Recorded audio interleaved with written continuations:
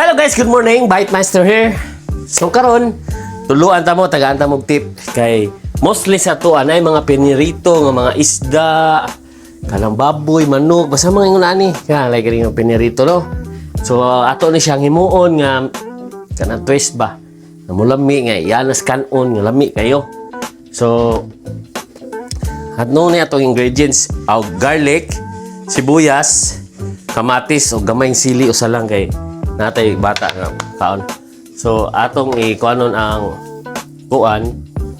ang oil ato ang initon. Muna atong gipirituhan. Ang daghan yung oil guys, sakto yung kay na ang nana kadaghan na. So ako ding ikuan share ninyo no na ay nindot gamiton ang kutsilyo sa naguya. Sabi ni kuya nga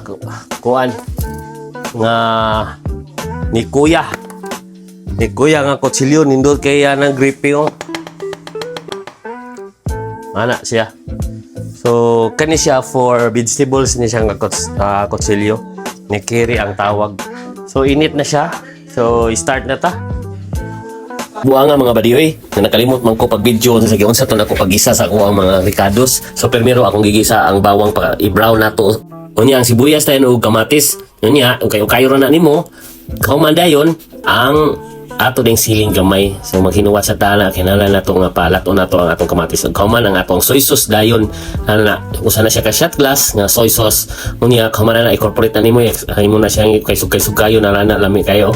Ana kauman ang oyster dayon sa kapak nga oyster sauce dayon ni ana butang. Unya pangdaog nato sa ato ang panglasa mao ang magic sarap. Tanawa ninyo magbutang ko diag magic sarap.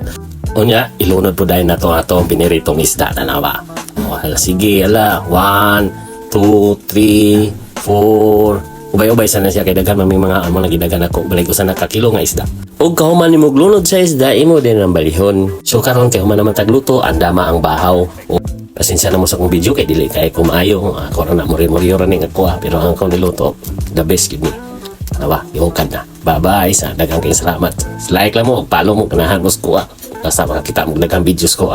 Mao na na.